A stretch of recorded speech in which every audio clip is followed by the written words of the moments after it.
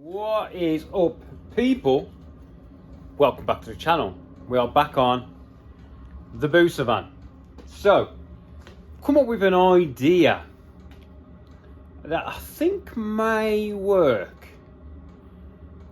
I'm talking with a few people who know a lot to do with suspension. I know some, but I know some people who know more on rack placement and stuff like that. So, let me show you what I've come up with.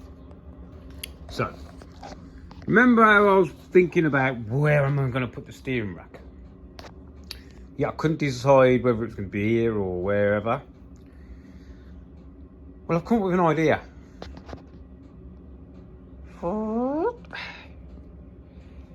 It's going to go in front. Yep, you heard. It's going to go there. Because once I put these in and I took the wood out, I was like, that is a lot of space underneath that there engine. Now the back of the engine can come down like 1/4 of an inch. You see how I'm slightly not level? So the back of the engine can come down slightly. So I've allowed that with a bit of gap above the rack. But it seems to want to work. Our pivot points from here and there are not far off. So it's right back there. So it comes through. Let me grab a ruler. Let me grab a ruler. We'll grab a 500. That should be big enough. Right. So this, if you think this here is supposed to be, I don't really want, I'm going to just take that off. Don't really want to take it off because it's holding that bar in place, which is for the front of the diff. So these all need to be relatively together. So if we hold on this side of there, that side of that one over there, we are probably, the centre of this steering arm board is probably in the middle of this ruler. So we're probably looking 1/2 inch-ish, yeah? And I've equalled the rack both sides, so it's the same both sides. So we're only 1/2 inch off being in line with these two bottom joints, right? But then you have to take into account these joints. Yeah. Now, draw an imaginary line straight through here, through these joints, right? And an imaginary line through these joints. Then join those two lines up like that.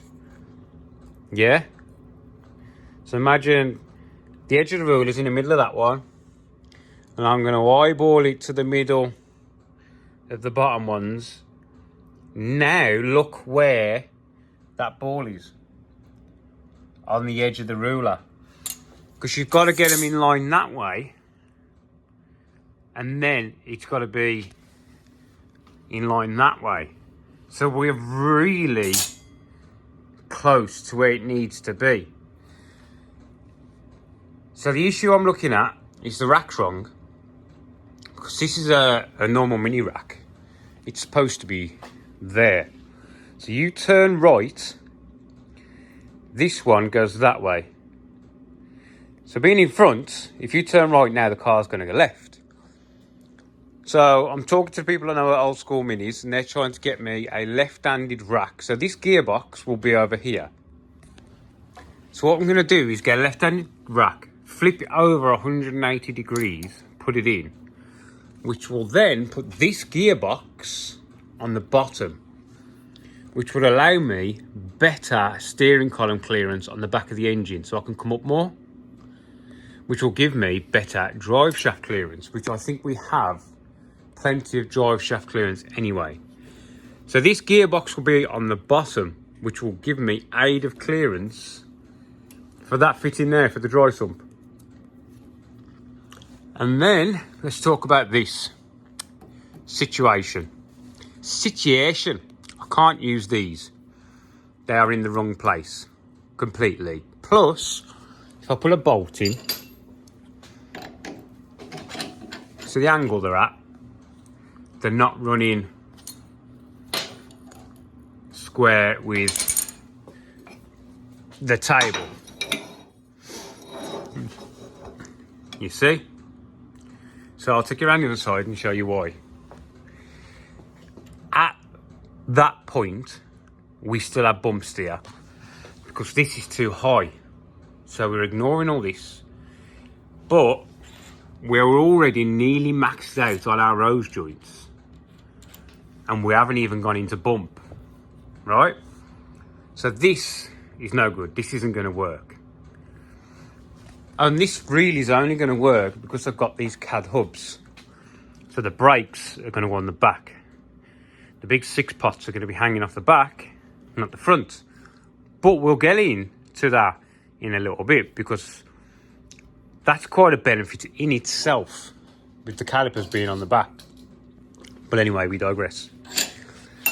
I want this steering arm to sit about there. Now, I mean, that's a bit loose because I need to make some longer ones of these. Because if I hold that roughly in line with that bolt, the bump steer, I basically can't see it. And that's running it through bump, not droop, because I can't get the droop because the table's here. But through bump, there is virtually no bump steer at that point. Right? So that is about where my steer arm needs to be. And we're going to keep it nice.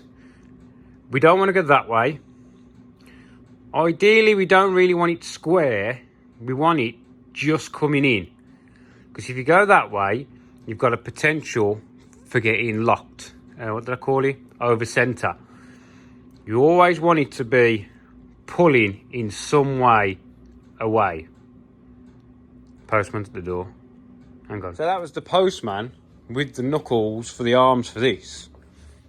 The bag was open in his bag with one knuckle in there. He said, there you go, mate. I was like, no, it's supposed to be 2. I would have only got 1. Well, it looks like you're taking it back. But they've already marked it as delivered on the paperwork. So I've just had to message Old School Minis who I bought them from. They'll have to sort it out. So, yeah, I can't quite remember where I was. So, anyway, this needs to be in this sort of vicinity, but not quite there. It needs to be more this way for my Ackerman. Now, your Ackerman, I've done a video on it before with my string line when I actually string line this kit up, is a piece of string, imagine, between your 2 lower shock mounts. Put a bar across the back. The middle of the rear axle. Yeah, so the middle that way, and in the center you want a piece of string to this ball joint going that way, and your steer arm should be around about on that line of string. This, yeah. So at the minute, if you looked at where's my ruler gone? Where my Ackerman would be, I have a guess. It'd be about there. Well, about there. So that hole needs to be about where my ruler is. So really, this needs to be about in line with this casing here. Yeah? So it needs to be a little bit more further out. Not much. A little bit more further out. So we've got Ackerman, not anti-Ackerman. Even though Formula 1 cars use anti-Ackerman, I'm going to stick with what I know a little bit of. So we need to make a bracket that uses these 2 caliper points from this side and utilises these 2 top mounts, uber strong, bit of billet, with somehow of fixing this in, but making it adjustable for bump. So it could be a block that's machined out with a big bolt going through it, and then we can double shear it top and bottom. Just something. I need to work out how the hell I'm going to do that. But for what we could do for... Shut up. My watch is on about it. What we could do for now is just to fix something onto here with some eyes, some M10 eyes, like come down past the M10s, put this in place, big long bolt, pack a load of washers in, and work out our idea from there to get some more definitive measurements. So we haven't got to have a massive slot for adjustments. We only need a little one for a little bit of shimmage here and there. You know what I mean? So yeah, I think this can work. I've got the space, I might as well utilise it. And then I can sell these Mondo Sport ones. I've had these for quite a while. They were quite expensive. Like, those on their own was like 250 quid just for that. So yeah, we've got that. That is the update on the car. I've ran this through its travel. I just welded this box in. I've ran it through the travel. Hang on, it's still in. It's still loose, isn't it? Yeah. So this runs through its travel. It's got a very small amount right at the top here. But if you look at this, very minute camber gain, which is what we want. Because we've raised this up and we've got a bit of anti-dive in there. No, a normal Mini, it just rolls around, doesn't it? But this now, we've got a nice... I mean, this thing's only going to move like about an inch. You get me? But it's so stable going up and down. So yeah, suspension moving through its travel. Mint. So anyway, that is the update for that bit. I've got me a passenger seat. Look at this bad boy. This is a Westfield racing seat. And it came with this like tricky little mount thing. Now I rolled up to the bloke's house and I had my hoodie on, my name. And he went, Skidmore's Garage? I went, yeah. I think this bloke's like in Worcester. I'm nowhere near Worcester. He says, he said, I'm subscribed to your channel. I said, I watch all your videos. I was like, no way, what's the odds of that? So yeah, got this little seat. Needs new pads. But it doesn't weigh anything. But it's the right kind of size for what I want. Do you know what I mean? So yeah, that is going to be incorporated in the van. Now, let's talk about my exhaust. How I'm going to do this to get it on the outside. Now, this is my radical exhaust. And I'm going to use this to give you a rough idea of where my exhaust is going to be. About there. Somewhere around about here.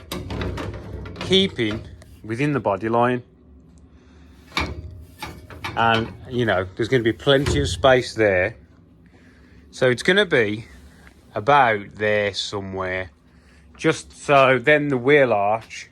You can probably come a bit further back. And then the wheel arch will flare out from it. You get me? So it's going to be about there. And my mate Bag Sport is going to hook that up. Somehow. Because he's going to need a bigger silencer than that. So the way I'm going to do this is... Hang on, let me set you up. Basically, this is going to be here. Around about there, yeah? So this doorstep or something similar is going to get chopped off, yeah? And this doorstep will be up here. And then the door will be there. The door isn't going to be all the way to the bottom on this side. The door will finish above the exhaust. And then this will get cocooned so it's its own pod, if you get me. That is the idea, anyway. I was going to have it on the outside and block that back up. So get a door, cut the door in half. But it's just going to be too far out. It needs to go in as far as I can get it. So that'll be like that. Then there's going to be two pipes. Because instead of running just a single pipe, it'd be nice if you could put two... You know, make it a bit tricky and have two pipes going around the bend. Because it'll be easier to get the two small pipes around this corner. This won't be here. to get the 2 smaller pipes around the corner and up than it will be to get this one big fat pipe. So the fat pipe come, you know, probably be about there. Then those pipes have got to swing up and go all the way to the engine. Twin pipes, nice. I wanted a 4-into-1 in firing order, equal length tubes, but we've got to work with what we've got to work with. This is for sale at the minute. This isn't actually going on the car, but I want something similar.